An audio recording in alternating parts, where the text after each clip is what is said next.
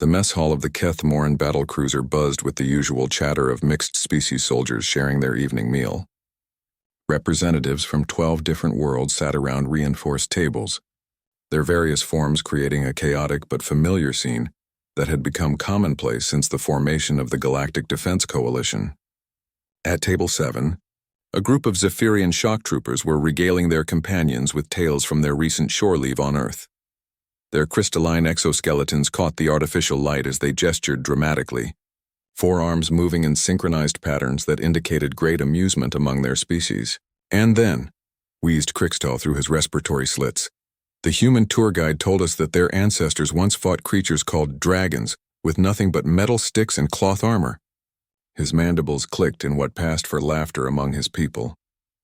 The table erupted in various forms of alien mirth. The Voltarian engineers' tentacles writhed with amusement, while the hegemony Marines' throat sacs inflated and deflated in rapid succession. Even the stoic Confederation representatives allowed themselves small smirks. "Oh, that's nothing," added Veltor, another Zephyrian. "They have stories about humans lifting vehicles to save trapped children, running faster than their mechanical transports, and surviving in space without environmental suits. The delusion is almost endearing." "Primitive species always mythologize their past," observed Dr. Zanara, the Voltarian. "It's a psychological coping mechanism for their limitations. Humans are no different despite their recent technological advancement." The conversation might have continued in this vein, had it not been for the soft sound of a tray being set down at their table. The soldiers looked up to see Commander Thrace settling into the reinforced chair across from them. The Draconian officer was a legend among Coalition forces, a veteran of 17 major campaigns, holder of the Stellar Cross, and one of the few beings to have survived direct combat with the Void Hunters.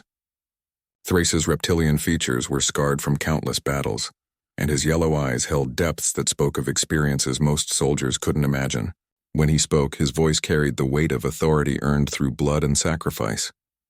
"I couldn't help but overhear your discussion about human legends," Thrace said quietly, cutting into his protein ration with methodical precision. Crixtal's crystalline structure dimmed slightly, the Zephyrian equivalent of embarrassment. "Commander, we meant no disrespect. We were merely commenting on the creative nature of human folklore." "Creative," Thrace repeated, his scarred muzzle pulling into what might have been a smile. "I see. Tell me, young soldiers, what do you know of the Battle of Kepler 442? The table fell silent. Every Coalition soldier knew that designation. It had been the turning point in the war against the Void Hunters, the battle that had saved 3 systems from complete annihilation. But the details were classified at levels most of them would never reach. "We know it was a significant victory, sir," ventured the Confederation Marine. "The report said it involved unprecedented tactics and unusual circumstances." Thrace nodded slowly. "Unusual. Yes, that's one way to describe what I witnessed." He took another bite, chewing thoughtfully before continuing. "I was leading the 47th Strike Wing when we received the distress call from the human colony ship Endeavor. 40,000 civilians trapped in a system overrun by Void Hunters, their fleet destroyed, no chance of evacuation." The soldiers leaned forward unconsciously. Stories from Thrace were rare and treasured. "Command wrote them off," Thrace continued. "Too far behind enemy lines, too many hostiles, insufficient forces for a rescue operation. But the humans, they had family on that ship. 300 human Marines volunteered for what was essentially a suicide mission." "Sir?" Dr. Zanara interjected hesitantly.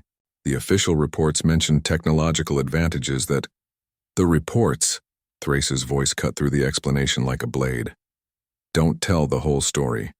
I watched Sergeant Chen carry a disabled Voltarian soldier 3 kilometers through Void Hunter territory, while under constant plasma fire.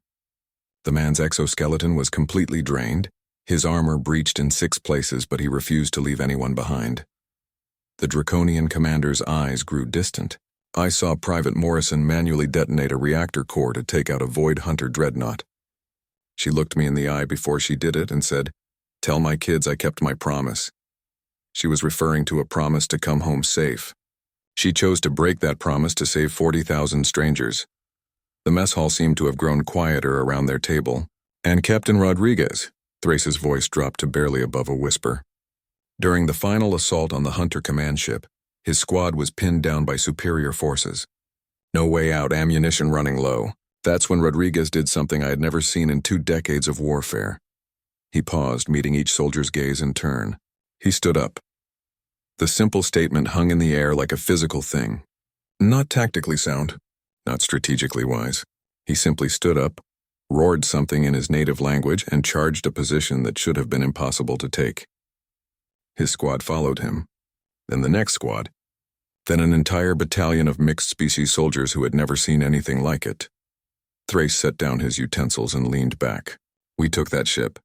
We saved those civilians, and I finally understood what humans mean when they talk about their legends. The table remained silent for a long moment. Those stories you mock, Thrace continued, about humans performing impossible feats when everything is at stake? They're not legends about the past, soldiers. They're training manuals for the future. Krikstal's crystalline form had gone completely transparent, a sign of deep shame among his people. Commander, You're young, Thrace interrupted not unkindly. You haven't seen what beings are capable of when everything they love hangs in the balance. Humans call it adrenaline or desperation or love. I call it the reason why, despite being one of the youngest species in the coalition, they've produced more war heroes per capita than any other member race. The Draconian commander stood, collecting his tray. The next time you hear a human tell a story about their ancestors slaying dragons, remember this. Somewhere in this galaxy, there's probably a dragon that would prefer humans kept thinking it was just a story. As Thrace walked away, the soldiers sat in contemplative silence. Outside the viewport, stars wheeled slowly past. Stars that remained free because beings like those humans had chosen to stand up when standing up seemed impossible. In the distance, barely audible over the ship's systems, came the sound of human voices from the adjacent mess hall, sharing stories of home and heroes, keeping alive the legends that weren't legends at all.